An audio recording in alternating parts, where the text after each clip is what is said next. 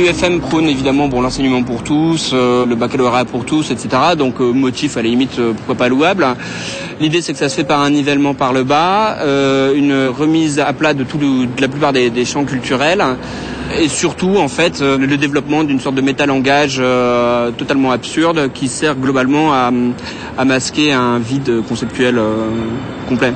Les tartes à la crème les plus resservies, c'est celle du référent bondissant, pour dire le ballon. Les cours passent et se ressemblent. Parfois, ils partent en opération New Age un peu aberrante. Je me souviens donc en particulier d'une journée interdisciplinaire sur le thème de la citoyenneté, qui avait été une des plus exemplaires en termes de sketch UFMien. Dans une salle où on nous a passé une vidéo sur les ZEP, etc. Ensuite, on enchaînait sur un débat totalement orienté, puis surtout absolument dénué d'intérêt. Ensuite, une grande table ronde sur qu'est-ce que c'est que la citoyenneté. Donc les uns après les autres, on dit ce qu'on pense de la citoyenneté. On enchaîne sur un autre atelier débat citoyenneté et cause humanitaire, pour ensuite terminer sur un art et citoyenneté. Et au final, une journée s'est passée, quoi. Je dirais que si on veut comparer deux choses comparables, les enseignants vivent cette année d'IUFM comme on vivait auparavant le service militaire. En gros, ça sert à rien, mais on va y passer pendant un an et après, ce sera derrière nous et on fera notre travail. On le fera vraiment avec du cœur, etc.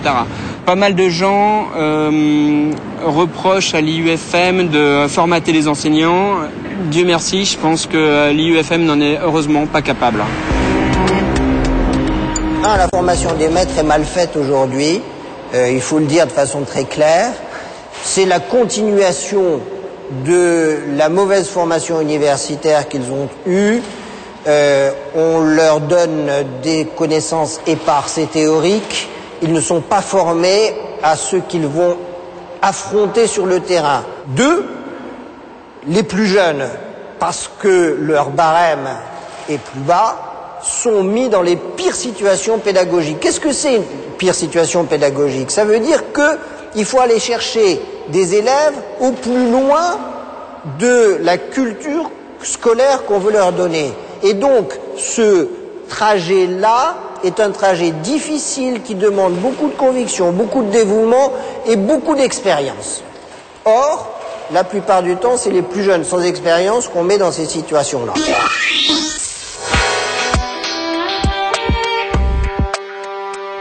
Quel résultat, près de 20 ans après le vote de la loi Jospin sur les IUFM? Quel bilan? Qu'en pense l'artisan qui a modifié en profondeur cette formation des maîtres et qui aujourd'hui pose tant de questions? Lionel Jospin n'a pas souhaité répondre à ces questions. L'un de ses conseillers de l'époque était Claude Allègre. Le futur ministre de l'Éducation de Lionel Jospin aurait souhaité aller plus loin. À partir du moment où on faisait passer toute une classe d'âge dans le secondaire, ou à peu près, l'idée de former ensemble les enseignants du primaire et du secondaire était une bonne idée. Je pense simplement que ça demande beaucoup d'amélioration, parce qu'on a encore continué à axer la formation sur la connaissance, alors qu'il faut apprendre le métier, c'est-à-dire qu'ils passent une bonne partie dans une classe pour prendre conscience, et puis il faut qu'ils apprennent des choses qui sont pas censés savoir. Si vous êtes enseignant dans des banlieues difficiles, il faut savoir ce que c'est que la violence, il faut savoir ce que c'est que la drogue, il faut savoir ce que c'est que les situations des familles quand vous avez un père chômeur depuis 15 ans, et puis il y a des problèmes de l'autorité par rapport à la classe. Et donc on a tendance à faire des cours très théoriques et pas suffisamment l'aspect pratique. Je pense que si j'étais resté un peu plus de temps à l'Éducation nationale, j'aurais effectivement réformé les IUFM vers quelque chose de plus pratique. Autre conseiller de Lionel Jospin, Philippe Mérieux estime qu'il ne s'agit là que d'un malentendu verbal. S'il fallait aujourd'hui refaire la loi de 1989, probablement faudrait-il ne pas utiliser l'expression qui a fait couler tant d'encre et générer tant de malentendus, qui est l'élève au centre du système. Peut-être faudrait-il dire placer la transmission du savoir au centre du système et mieux expliquer que, effectivement, pour que la transmission du savoir soit au centre du système, eh bien, il faut inventer la pédagogie, les dispositifs, les outils pour que tous les élèves s'approprient les savoirs. Mais l'élève au centre, c'est probablement une formule malheureuse qui donne le sentiment qu'on s'agenouille devant les caprices des élèves et qu'on n'a plus rien à leur apprendre, ce qui, bien évidemment, n'était en aucun cas l'intention des promoteurs de la loi de 89. Je crois que ce qui est important, c'est le contenu lui-même, c'est le savoir. Et que la meilleure façon d'améliorer sa méthode, c'est encore d'enseigner. C'est l'apprentissage en classe. Et ce n'est pas, je dirais, des cours de didactique où l'élève s'efforce d'égaler le maître quant à la définition de la manière d'enseigner. Ça, ce n'est pas très intéressant. Je suis obligé de le dire parce que je le constate.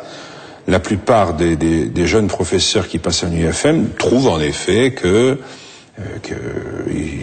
perdent leur temps, qu'on examine des situations qui leur paraissent absolument abstraites et inutiles et fumeuses, et que quand ils sont finalement confrontés à la réalité de la classe, bon, ça leur est de peu d'utilité. Est-ce que c'est une caricature? C'est vraisemblable quand même, parce que je crois qu'il y a des nuances, il y a des endroits où on travaille très bien. Moi, j'ai visité des UFM où j'ai vu un travail très intéressant, mais nous ne pouvons pas contester que les jeunes professeurs le disent. Et puis, les UFM travaillent un peu à leur rythme. Nous sommes prescripteurs, mais est-ce qu'on nous écoute?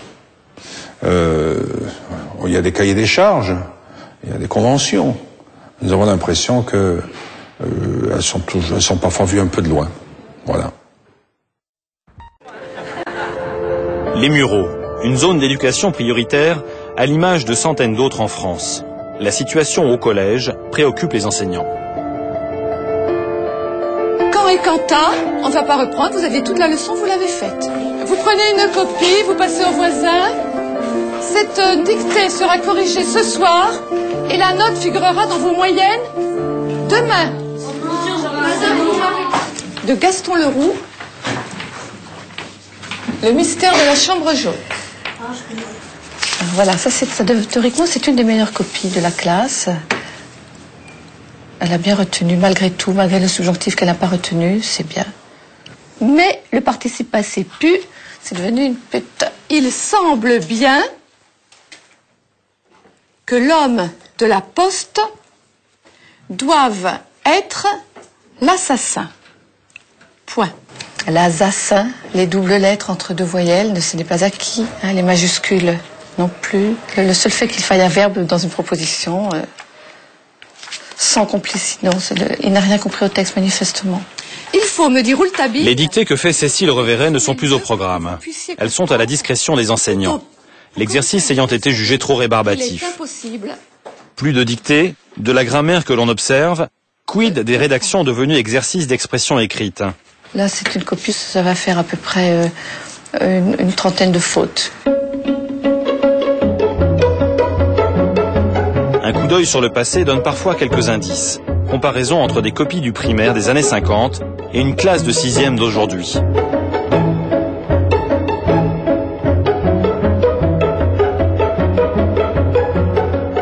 Par exemple, ce cahier a été fait en CM2, donc dans les années 57-58. Les notes ne sont pas très bonnes.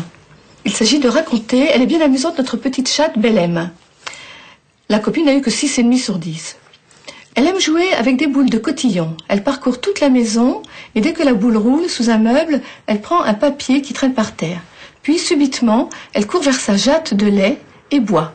Ensuite, elle fait sa toilette et lèche sa fourrure douce. Mais Elisabeth, ma sœur, revient du lycée et court la chercher. Alors la chatte s'énerve et plante sur nous ses griffes aiguës. Elle se cache derrière une porte et quand nous passons, elle nous saute aux jambes. Mais elle a bien joué et se couche dans sa corbeille. Voilà, c'est un petit devoir assez simple, en tout cas bien rédigé. Il n'a que 6,5 sur 10, ce n'est pas extraordinaire.